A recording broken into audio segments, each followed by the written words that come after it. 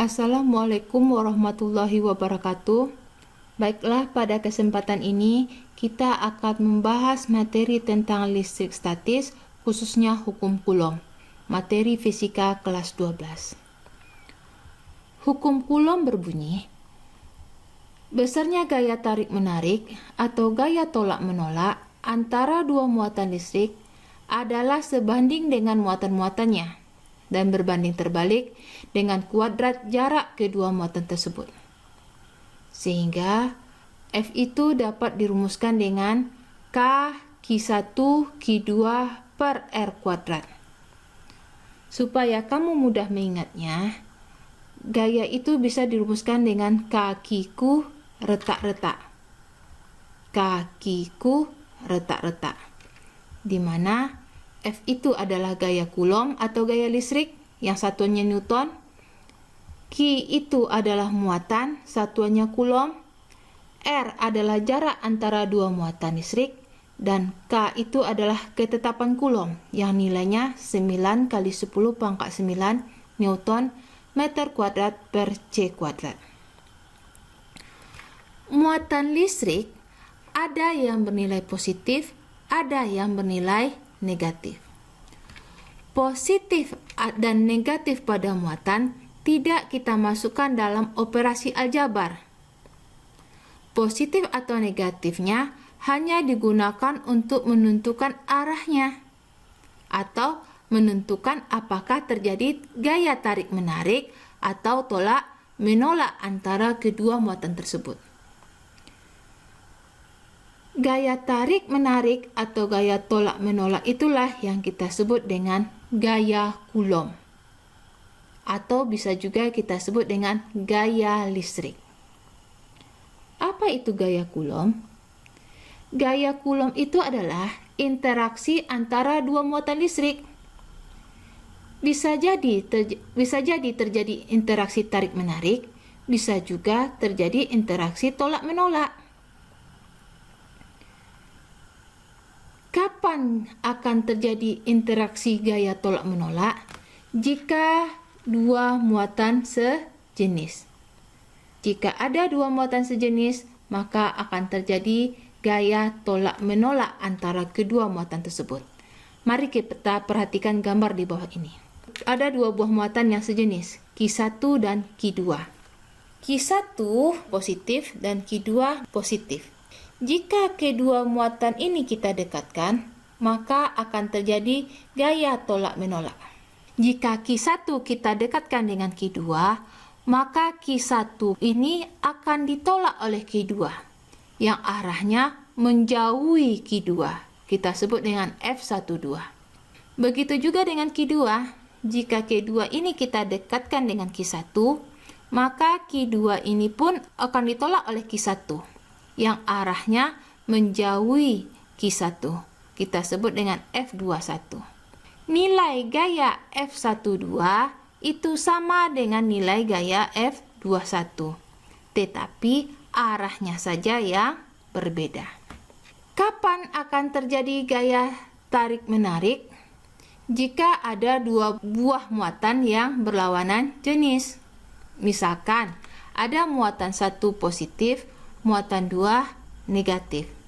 Jika dua buah muatan yang berlawanan jenis ini kita dekatkan, maka akan terjadi interaksi tarik-menarik.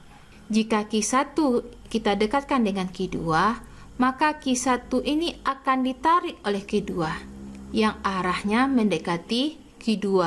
Kita sebut dengan F12. Jika Q2 yang ini kita dekatkan dengan Q1, maka Q2 pun akan ditarik oleh Q1 yang arahnya mendekati Q1. Kita sebut dengan F21.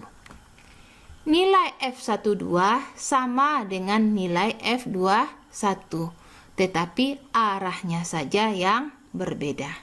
Gaya Coulomb ini termasuk kepada besaran vektor. Ada yang masih ingat apa itu besaran vektor? Ya, benar. Besaran vektor itu adalah besaran yang punya nilai dan arah. Masih ingat bagaimana cara menjumlahkan dua buah vektor? Ayo kita ingat-ingat lagi, kita ulas-ulas lagi sedikit tentang penjumlahan dua buah vektor. Bagaimana cara kita menjumlahkan dua buah vektor yang searah? Misalkan ada F1 arahnya ke kanan, ada F2 arahnya ke kanan. Maka bagaimana cara mencari jumlah dua buah vektor ini? Jika dia searah, maka mencari jumlah dua buah vektornya atau resultan kedua buah vektor itu dengan menjumlahkan kedua buah vektor itu. Jadi FR itu sama dengan F1 tambah F2. Bagaimana jika ada dua buah vektor yang berlawanan arah? Misalkan F1 arahnya ke kanan, F2 arahnya ke kiri. Maka bagaimana mencari resultan dua buah vektor itu? Maka kita bisa mencarinya resultan dua buah vektor tersebut dengan mengurangkan atau menselisihkan antara kedua buah vektor. Sekarang, jika ada buah vektor yang saling tegak lurus, misalkan ada F1 arahnya ke atas, F2 arahnya ke kanan. Untuk mencari resultan kedua buah vektor tersebut, bisa kita cari dengan menggunakan rumus Pitagoras, yang mana rumusnya FR kuadrat sama dengan F1 kuadrat tambah F2 kuadrat. Bagaimana kalau kita menjumlahkan dua buah vektor yang membentuk sudut? Misalkan ada F1 arahnya serong ke atas, F2 arahnya ke kanan. Maka kalau kita mencari jumlah kedua buah vektor itu atau mencari vektor resultannya, bisa kita gunakan rumus kosinus, yang rumusnya FR kuadrat sama dengan F1 kuadrat tambah F2 kuadrat tambah 2 F1 F2 cos alfa. Jika ada dua buah vektor yang besarnya sama dan membentuk sudut 120, maka resultannya itu akan bernilai sama dengan salah satu vektor tersebut. Kita lihat contohnya. Ada F1 sorong ke kiri, nilainya 10 misalkan. F2 arahnya ke kanan, nilainya 10 juga. Dan dia membentuk sudut 120. Maka resultan kedua buah vektor itu pasti senilai salah satu vektor tersebut. Misalkan F1 ini adalah 10 Newton. F2 ini nilainya adalah 10 Newton.